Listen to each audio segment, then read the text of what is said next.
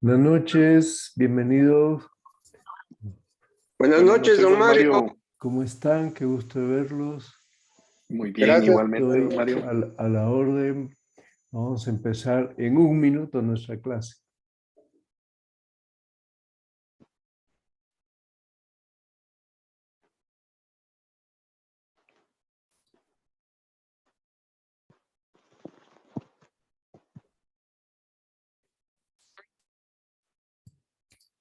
Mucho gusto, don Mario. Buenas noches. Gracias, Freddy.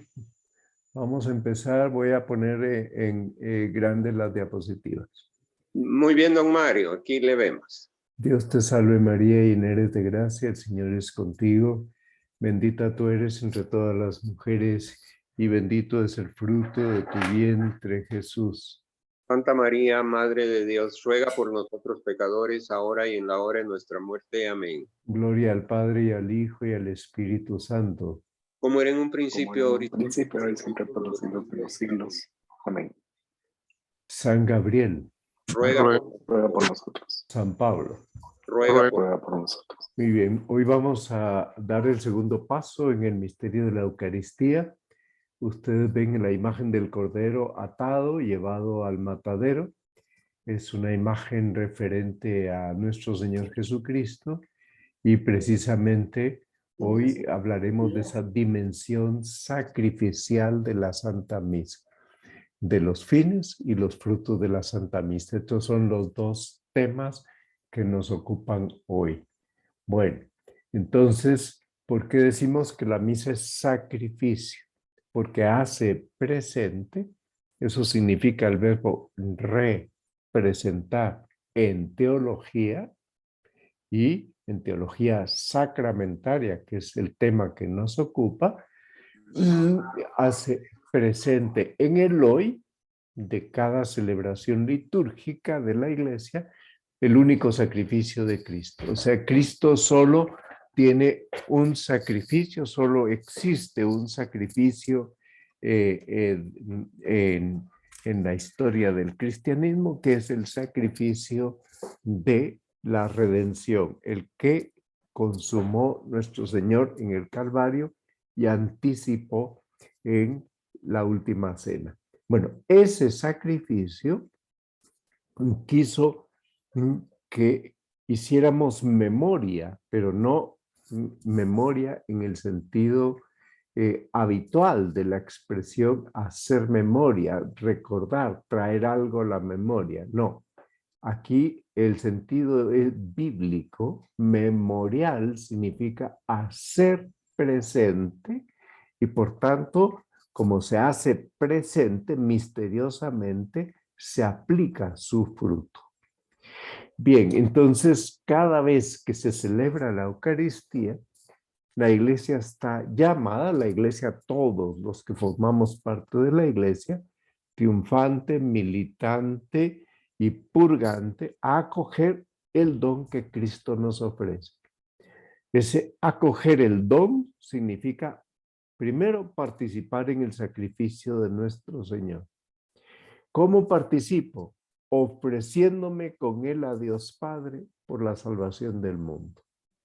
Por eso decimos que la Santa Misa es sacrificio de Cristo y de la Iglesia. Bueno, entonces la última cena, lo que ocurre en la última cena es justamente que el Señor entregó a los apóstoles bajo las especies del pan y el vino su cuerpo. Su cuerpo, Él lo ofrece anticipadamente en sacrificio en la última cena y su sangre la derrama anticipadamente en la última cena en remisión de los pecados. Esto significa que entre Jueves Santo, Viernes Santo y Domingo de Resurrección hay un vínculo indisoluble. Bien, entonces resulta que nuestro Señor anticipa en aquel rito de la última cena lo que históricamente acontece unas horas después, el Viernes Santo, en el Calvario. Por eso la Iglesia, bajo la guía del Espíritu Santo y con la fuerza del Espíritu Santo, cumple incesantemente el mandato de Cristo. Hagan esto en memoria mía. Por tanto, la Iglesia no cesa de hacer presente a lo largo de las 24 horas el misterio pascual de Cristo. A lo largo de las 24 horas, porque los usos horarios son distintos. Entonces, anuncia, hace presente con la palabra y con el sacramento la muerte del Señor. Anunciamos tu muerte, proclamamos tu resurrección. Ok. Entonces, ¿qué es lo que anuncia? ¿Qué es lo que hace presente en el sacramento? El mismo sacrificio. ¿Hasta cuándo? Hasta que vuelvas. Esto es lo que resume la frase que los fieles recitan en cuanto termina la consagración. Anunciamos tu muerte, proclamamos tu resurrección. Ven, Señor Jesús. Bueno, por tanto, estamos anunciando, proclamando y trayendo al presente su muerte, su resurrección y su ascensión a los cielos. Entonces, estamos ante una proclamación sacramental de un misterio que solo ha ocurrido una vez y que no se quedó anclado en el pasado, sino que se perpetúa en el espacio y en el tiempo a través de los sacerdotes. Entonces, ese misterio pascual tiene tanta eficacia que no solo se representa en un signo, en una figura, el sacrificio redentor de Cristo, sino que se hace verdaderamente presente. Por tanto, su persona y el evento salvífico se presencializan. Ahí vemos el árbol de la cruz representado como un árbol lleno de frutos. Y vemos a la Santísima Trinidad. Vemos al Padre, al Hijo y al Espíritu Santo. Y vemos que está toda la creación. Por tanto, se dan cita en el altar toda la creación, todas las épocas de la historia, todos los cristianos de todos los tiempos, habidos y por haber. Entonces, cuando la iglesia celebra la Eucaristía, por la consagración del pan y el vino, que se convierten en el cuerpo y la sangre de Cristo, ¿quién se hace presente sobre el altar? El mismo Jesucristo que estuvo en el Calvario. Pero ahora se hace presente de modo glorioso. El mismo Jesucristo, que es, solo hay un sacerdote, Cristo. Se hace visible a través de la voz y de la persona del sacerdote. Y cuando el sacerdote dice en primera persona, esto es mi cuerpo, esta es mi sangre, está hablando en primera persona, presta su voz y su persona a Jesucristo. Bien, Cristo glorioso quiso conservar sus llagas. Bueno, entonces el mismo acto de ofrenda sacrificial, la ofrenda primordial de la cruz es un sacrificio, está inseparablemente unido a la presencia sacramental de Cristo. No se pueden dividir. No podemos decir, hasta aquí llegó el sacrificio del Viernes Santo anticipado el Jueves Santo y aquí empieza el de la misa. Son una unidad indisoluble. Estamos ante un misterio.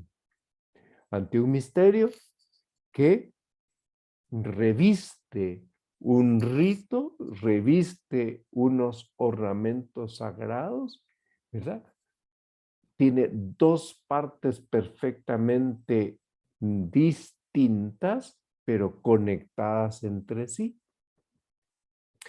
¿Qué es lo que cambia? Lo que cambia únicamente es la manifestación externa de la entrega, mientras que en el Calvario, mediante la pasión y la muerte en la cruz, la manifestación externa es cruenta. En la misa, a través de el memorial del sacramento, se da la doble consagración del pan y del vino para significar la inmolación en la cruz. Por tanto, consagrar el pan primero y el vino a continuación es un modo de significar, de representar de un modo visible y sensible lo que ocurrió en la cruz. Bueno,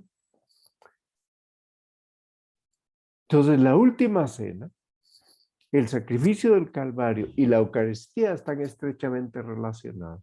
Jueves Santo, Viernes Santo y Misa. Estrechamente relacionados, no se pueden separar. Entonces, en cualquier parte donde se celebre sacramentalmente el único sacrificio redentor del Señor, existe esta unión indisoluble, última cena, Viernes Santo, Santa Misa. ¿Para qué? Para que todas las generaciones entren en contacto con Cristo Redentor y para que todas las generaciones acojan la salvación que Él ofrece a la humanidad entera, desde donde sale el sol hasta el ocaso. Se ofrece un sacrificio sin mancha en mi honor. Eso es lo que profetiza Malaquías.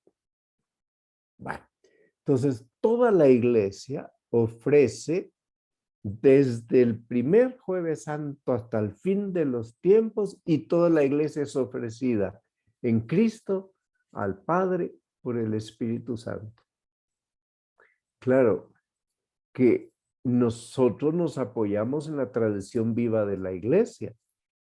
Nos apoyamos en los textos de la liturgia y en las enseñanzas de los padres y en lo que el magisterio vivo de la iglesia nos dice a lo largo de 21 siglos. Entonces, los fieles nunca son simples espectadores de un acto de culto. Allá el Padre, Él realiza ese acto de culto, pero nosotros pues ignoramos lo que está pasando, estamos al margen, nosotros somos equiparados a las bancas. No. Los fieles pueden y deben participar en la oferta del sacrificio eucarístico. Oferta viene de ofrecer. ¿Por qué? Porque todos estamos injertados en Cristo por el bautismo. Todos fuimos incorporados a Cristo, por tanto, todos nos ofrecemos en Cristo. Y todos formamos parte de ese pueblo de Dios adquirido con la sangre preciosa de Cristo. Todos somos estirpe elegida y somos sacerdocio real. Todos formamos parte de esta nación santa de la que habla San Pedro. Entonces, los fieles, todos los fieles, la iglesia se ofrece y es ofrecida. Los fieles ofrecen no solo un culto espiritual, no. Ellos ofrecen el culto espiritual, ofrecen el sacrificio de sus propias obras, ofrecen toda su existencia, ofrecen la víctima pura, santa e inmaculada en Cristo y con Cristo, nunca sin Cristo, nunca apartados de Cristo. Entonces, todo esto es lo que lleva consigo ejercitar lo que se llama en teología el sacerdocio común de los fieles. Es decir, que en la Eucaristía los fieles ejercitan su sacerdocio común, participan del sacerdocio de Cristo. Por eso afirma la teología que entre la oferta de la iglesia y la de Cristo no hay yuxtaposición, no son dos realidades puestas una al lado de la otra, no, hay identificación. Las palabras tienen el mismo número de letras o casi el mismo número. ¿Mira? Y al oído suenan igual, yuxtaposición, identificación, riman, pero sus contenidos son distintos. Hay identificación, por tanto, lo que ofrecen hoy los fieles, el culto espiritual, el sacrificio de sus propias obras, toda su existencia. Eso que ofrecen no es yuxtapuesto al ofrecimiento de Cristo al Padre, no. Está identificado con el ofrecimiento de Cristo al Padre. Por tanto, los fieles no ofrecen un sacrificio diverso del de Cristo, porque se han unido a Cristo. Y por eso es que hacen posible que esta unión nuestra con Cristo por el bautismo que es previo, es lo que hace posible que se incorpore la ofrenda de la iglesia, la oblación de la iglesia a la ofrenda de Cristo. Por eso la oferta de la iglesia es la oferta misma de Cristo. No son dos ofertas distintas. Aquí no estamos hablando de una oferta en términos comerciales. Te hago una oferta. No. Aquí estamos hablando de una oferta en el sentido latino de la expresión. Viene del verbo offerre, ofrire, que significa ofrecer. Bueno. Entonces la iglesia, en unión con Cristo, no solo está ofreciendo el sacrificio eucarístico, también ella es ofrecida en el sacrificio eucarístico, porque la iglesia es cuerpo de Cristo, es esposa de Cristo. Por tanto, el cuerpo está unido a la cabeza, la esposa está unida al esposo, y esto para siempre. Bueno, entonces, San Cipriano nos dice que la iglesia ofrecida está simbolizada en la oferta litúrgica de los panes, del pan y del vino, cuando se mezcla con unas gotas de agua. Y esa es la materia que usamos en el sacrificio del altar. Por tanto, San Cipriano, un padre de la iglesia del siglo IV, africano, nos está diciendo, él vivía en África Occidental, nos está diciendo que el ofrecer pan y vino, tal como lo hizo Jesús en la última cena, mezclando el vino con unas gotas de agua, es un modo de simbolizar que nos ofrecemos con Cristo, identificándonos con los fines de Cristo, con la entrega de Cristo, con la totalidad de la entrega de Cristo. Entonces dice San Cipriano que tal es el sacrificio de los cristianos, que siendo muchos, no formamos más que un solo cuerpo en Cristo. El texto está tomado de Romanos 12, versículo 5. Siendo muchos, no formamos más que un solo cuerpo en Cristo. Cuando las gotas de agua se mezclan con el vino, ya no se pueden distinguir, ya no se pueden separar, ya no se puede decir hasta aquí llega el agua y aquí empieza el vino. Entonces la iglesia celebra este misterio en el sacramento del altar. En ese sacramento se muestra que lo que la iglesia ofrece, en lo que la iglesia ofrece, se está ofreciendo a sí misma. No tenemos más dones que el pan y el vino, sí, pero se van a convertir el pan y el vino al que unimos toda nuestra existencia, todas nuestras obras, se van a convertir en el cuerpo y la sangre de Cristo. Por eso invocamos al Espíritu Santo sobre los dones. Entonces, claro que el hecho de poner la hostia sobre la patena, que es ese platito chiquito, dorado, en el cual se coloca la hostia, y colocar el agua con unas gotas de vino en la preparación de las ofrendas, ahí estamos simbolizando que nos ofrecemos nosotros mismos con Cristo, que nos identificamos con Él. Quisiéramos detener esos momentos, quisiéramos detener los momentos de la consagración, ¿verdad? Prolongarlos, ¿sí? pero el santo sacrificio dura media hora. Y los tiempos en que vivimos son tiempos en los que la gente está muy ocupada.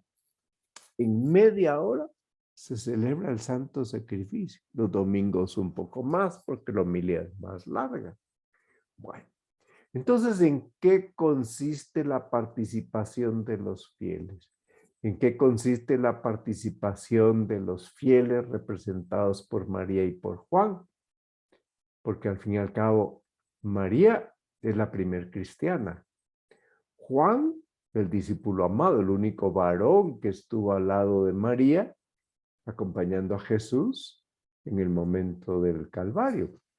¿En qué consiste esa participación nuestra? Sobre todo en unirnos interiormente al sacrificio de Cristo. Ese sacrificio se hace presente sobre el altar gracias al ministerio del sacerdote celebrante. No se podría hacer presente si no hay sacerdote. No se puede hacer presente. Por tanto, cuando hacen una liturgia de la palabra, eso no es una misa. La liturgia de la palabra es leer la lectura de la misa, rezar el Padre Nuestro y dar la comunión, pero ahí no hay consagración, porque el que está presidiendo aquella liturgia de la palabra no está consagrando la Eucaristía.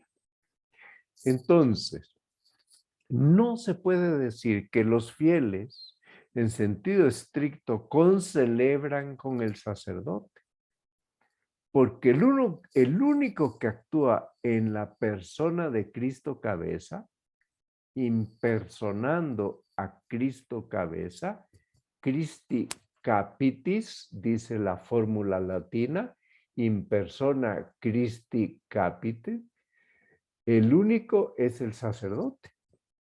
Y el sacerdote es el que tiene el sacerdocio ministerial. El resto de fieles tienen el sacerdocio común de los fieles.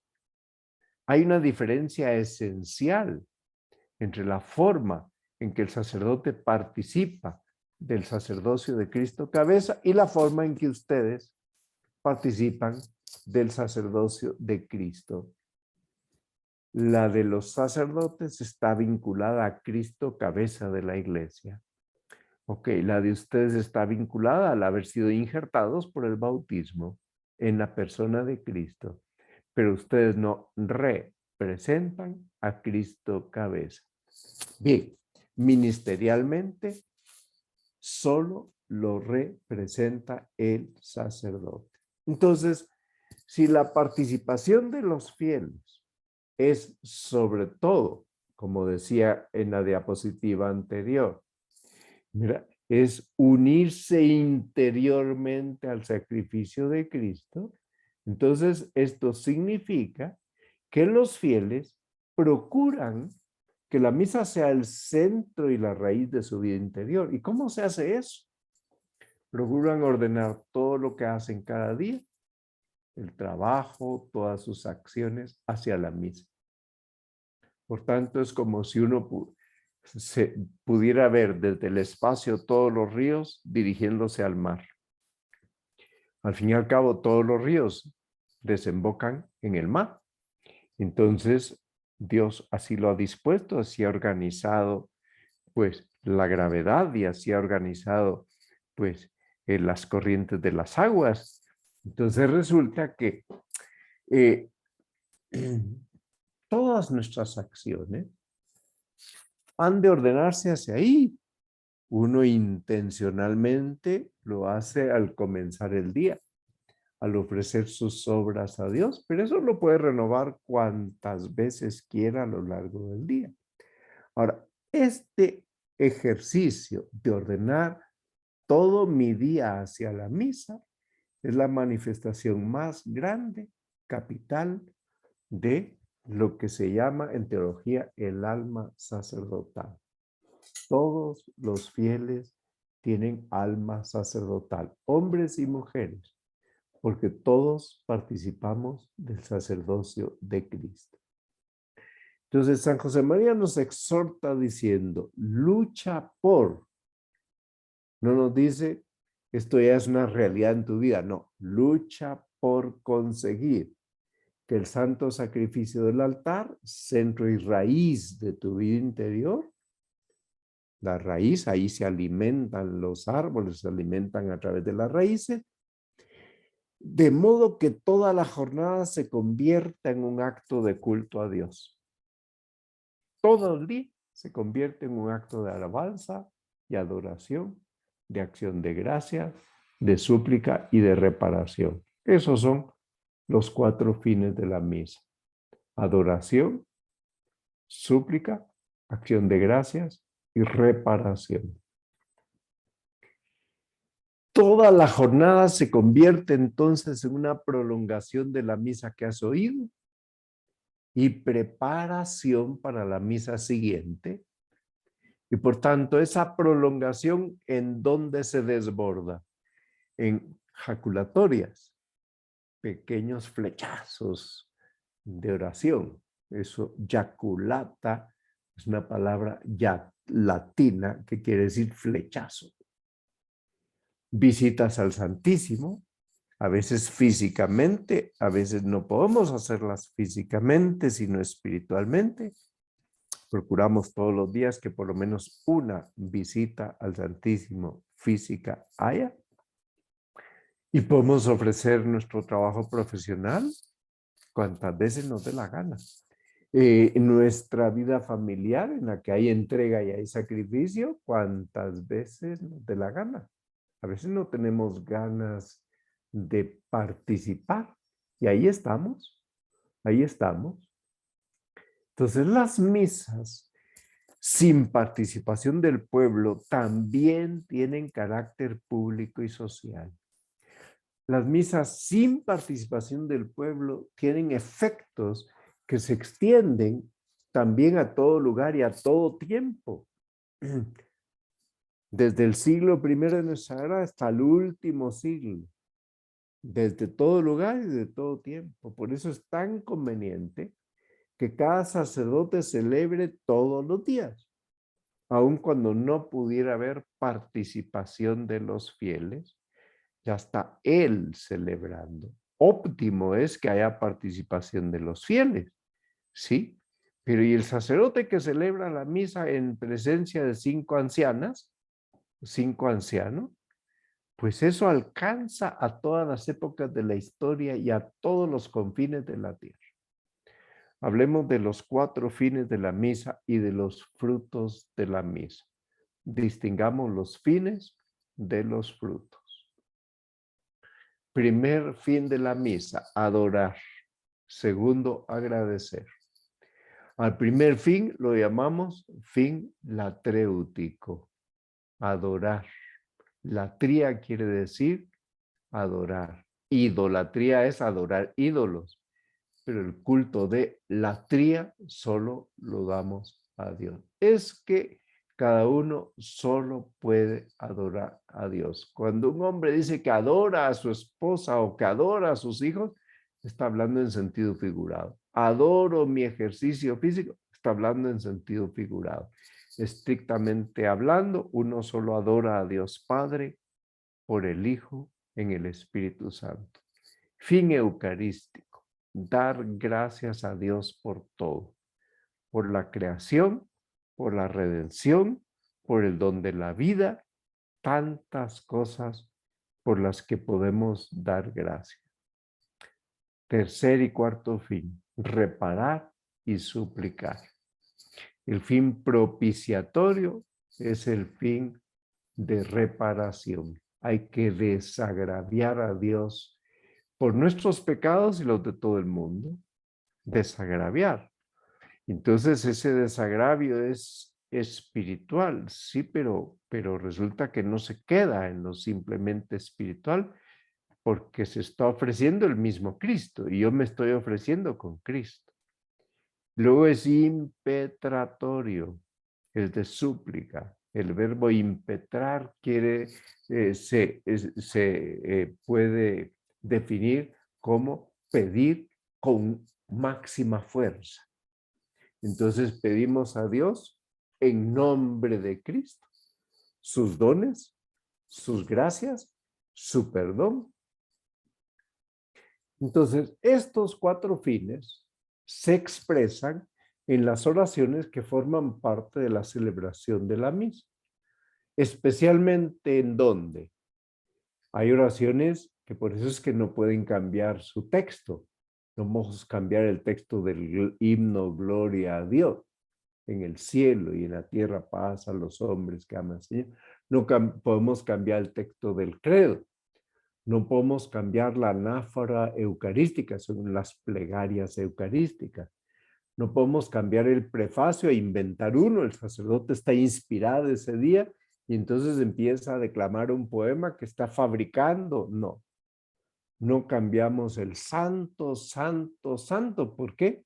Porque el santo, santo, santo, el Dios 3 veces santo, está haciendo referencia a Dios Padre, Dios Hijo y Dios Espíritu Santo. No podemos cambiar la epíclesis, que es la imposición de las manos sobre las ofrendas, pidiendo que descienda el Espíritu Santo.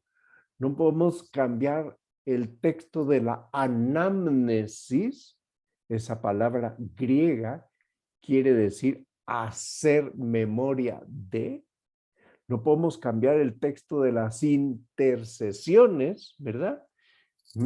Porque las intercesiones están perfectamente claras y abarcan. Por tanto, cuando dice en el momento de la consagración que será entregado por vosotros y por muchos, ahí están hombres y mujeres, no hace falta que el sacerdote cambie, por ellos y por ellas, por los niños y las niñas, por las jóvenes y los... No, esos son inventos para ponerse de moda. No podemos cambiar el texto de la doxología final. Antes del Padre Nuestro hay una doxología: por Cristo, con Él y en Él, a ti Dios Padre Omnipotente, en la unidad del Espíritu Santo, todo honor y toda gloria por los siglos de los siglos. Ese es el texto específico que expresa todo el sentir de la Iglesia Universal y expresa los 4 fines. No podemos cambiar el texto del Padre Nuestro porque Jesús nos enseñó su contenido, las 7 peticiones. Entonces, y luego se expresan estos 4 fines en las oraciones propias de cada misa. La oración colecta, la que se dice después del yo confieso. La oración sobre las ofrendas, después de haber preparado las ofrendas. La oración de la poscomunión. Todas esas oraciones están perfectamente planeadas y pensadas para expresar estos 4 fines. Entonces, los fines no son lo mismo que los frutos. Los frutos comportan un crecimiento en la gracia santificante. Todos crecemos en la gracia santificante cuando se celebra la misa, pero también comportan una más intensa conformación de mi existencia en las coordenadas en que yo vivo, según el modo específico que la Eucaristía nos ofrece. Es conformarme con Cristo, hacerme a la forma de Cristo. ¿Qué se entiende por frutos de la misa?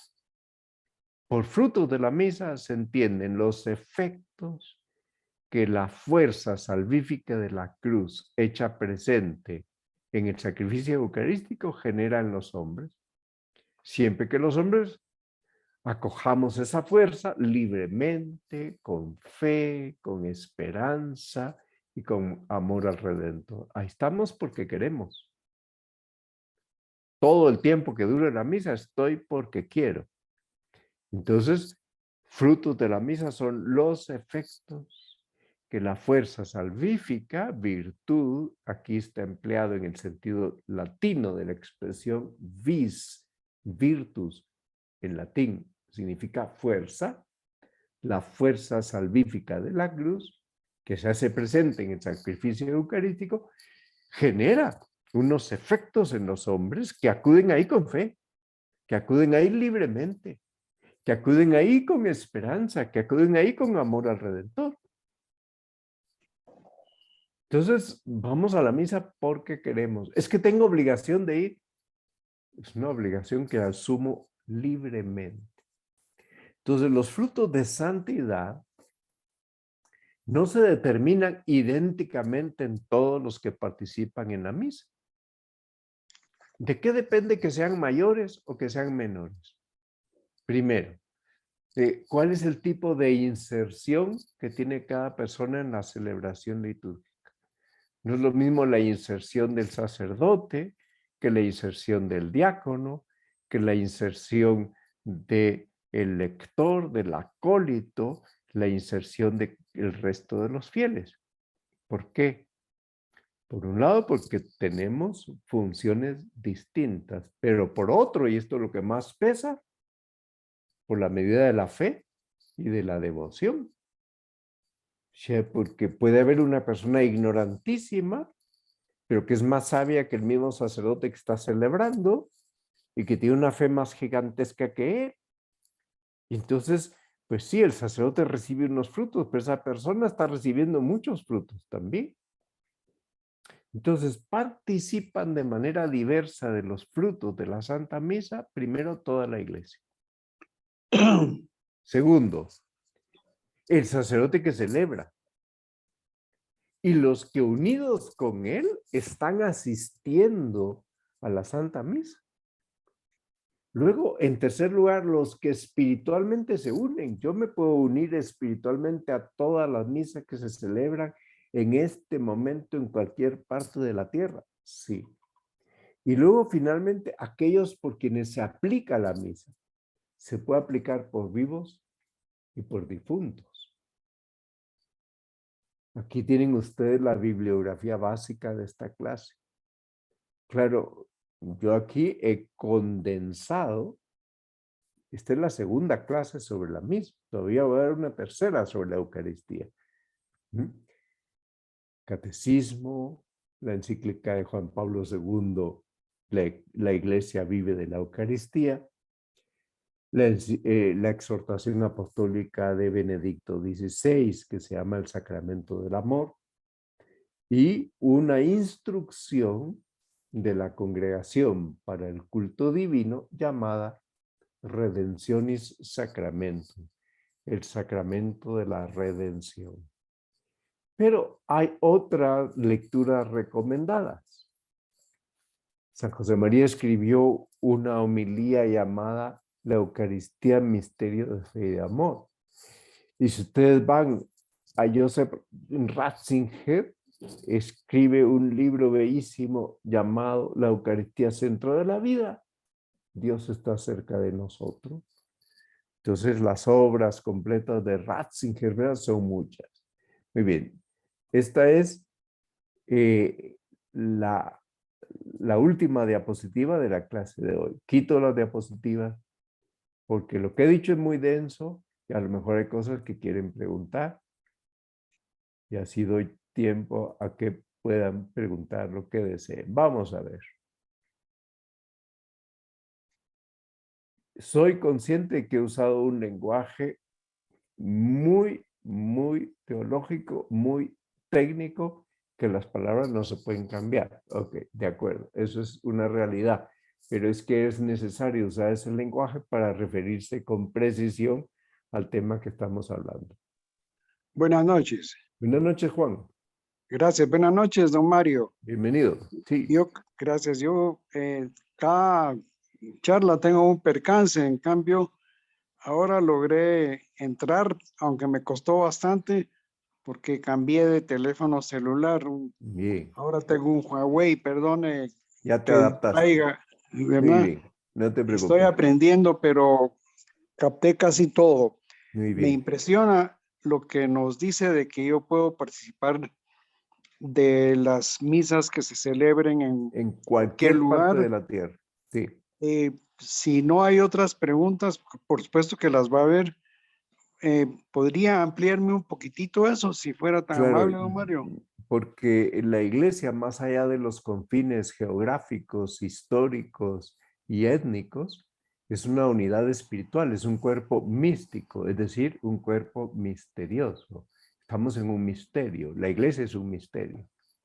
Por tanto, la iglesia no se puede explicar con ninguna comparación de organizaciones humanas. Bueno, entonces estamos ante un misterio al que tenemos acceso, ¿verdad?, de modo real, pero de modo sacramental. Eso no le quita que sea un misterio. Y como tal misterio, nos introducimos en él y podemos bucear dentro de él, pero siempre estamos ante un misterio del que vamos a descubrir más y más cosas. Por tanto, esto Muchísimas es gracias. interminable en cuanto que podemos seguir buceando y cuando uno estudia teología, el ciclo institucional, pues tiene que hacer un curso completo de 40 clases sobre la Eucaristía. Teología sacramental. Muy bien. Muchas gracias. Muy bien, para servirte.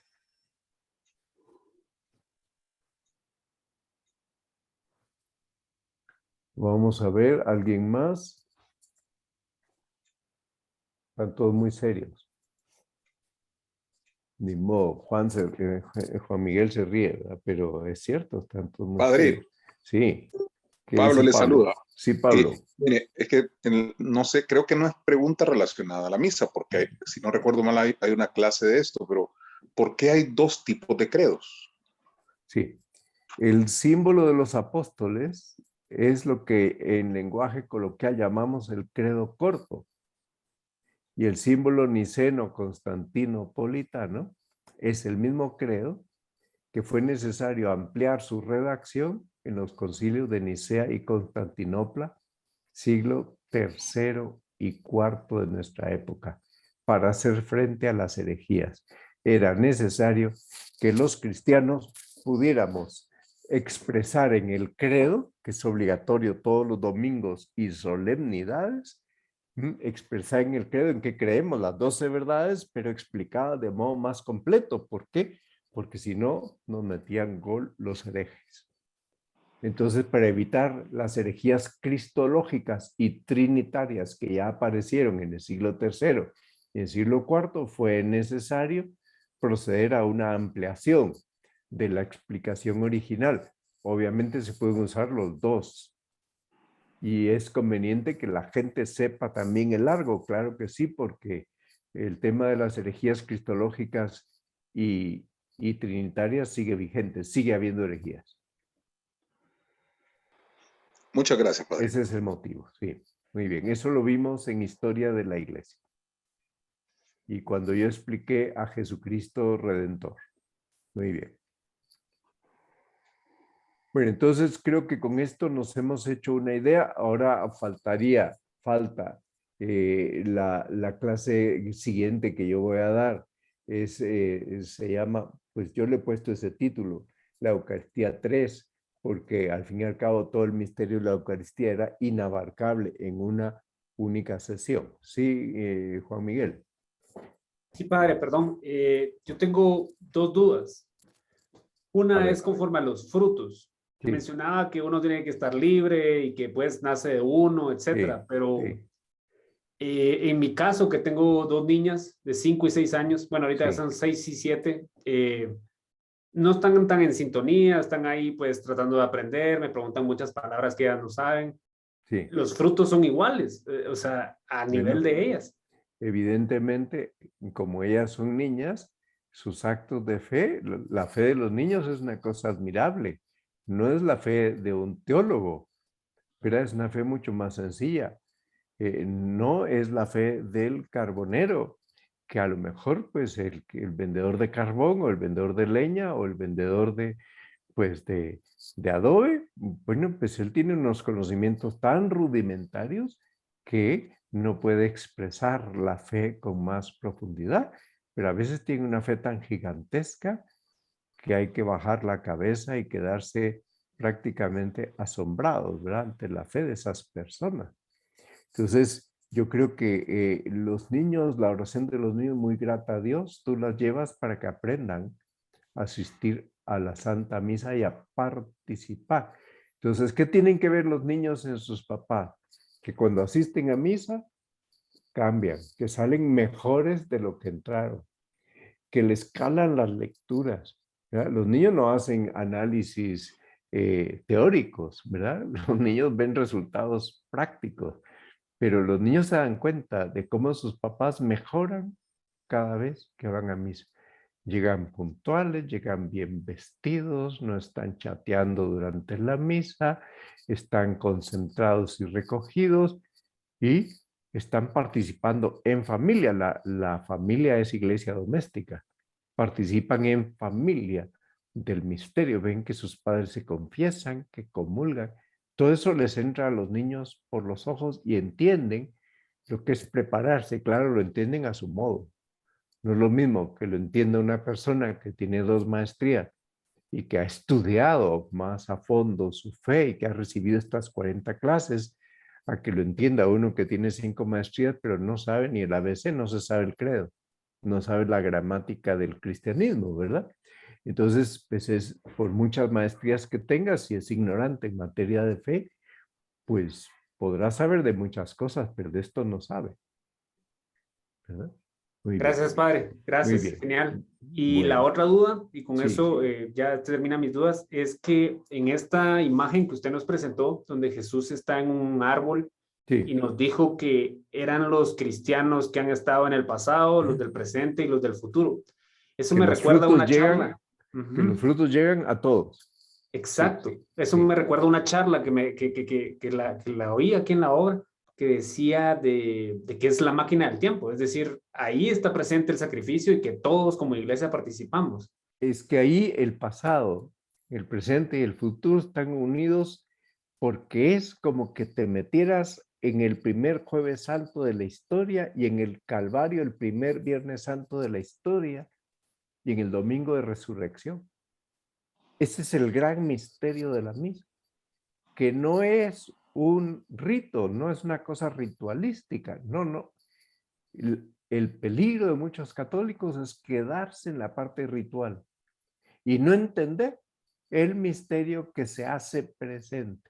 Y no entienden por qué los ornamentos, y no entienden por qué se ponen de rodillas, porque están de pie, porque están sentados, porque la campanita, porque el incienso, porque su participación verbal y espiritual es tan importante. Uno lo nota.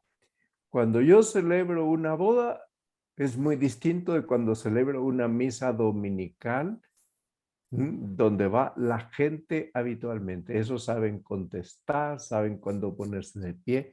Los de la boda, hay un público tan heterogéneo que es raro que haya respuestas al unísono. Normalmente son respuestas grises, desvaídas, están ahí por motivos sociales y están más por el show, que algunos caen en representar el show.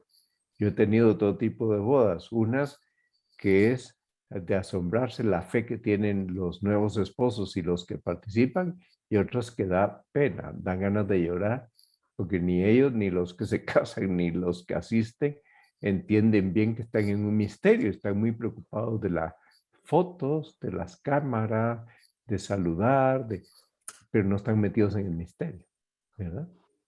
Por eso es que uno oye que a veces al final de las misas gritan y aplauden. Y no, es que el lugar sagrado sigue siendo lugar sagrado. No dejó de ser lugar sagrado porque se acabó la misa. Hay un gesto de aplauso que puede hacer la gente de que están felices, de que hay una nueva familia, pero es respetuoso, es oración. En cambio, hay unos aplausos que parece que estuvieran en el circo o en el estadio de fútbol, y unos gritos, ¿verdad? Desaforados y tiran cosas. Estás en la iglesia, ¿verdad? Sigue estando ahí Jesús sacramentado. No se dan cuenta, no lo hacen por maldad, lo hacen por ignorancia. Interesantísimo. Gracias, padre. Bueno, muy bien. Bueno, pues rezamos el Ave María. Dios te salve María, llena eres de gracia, el Señor es contigo. Bendita tú eres entre todas las mujeres y bendito es el fruto de tu vientre, Jesús. Santa María, Madre de Dios, ahora y en la hora de ahora de nuestra muerte. Amén. Gloria al Padre, y al Hijo, y al Espíritu Santo. como era al el principio, principio, ahora y por los siglos de los siglos. de los siglos. Amén. San Gabriel, Ruega por nosotros. San Pablo, Ruega por nosotros. Santa María Esperanza nuestra, siempre de la sabiduría. Ruega por nosotros. Que Dios les bendiga, que Buenas descansen. noches, don Buenas Mario. noches Feliz a noche. todos. Adiós, Padre. Gracias. Feliz noche a todos. Noches.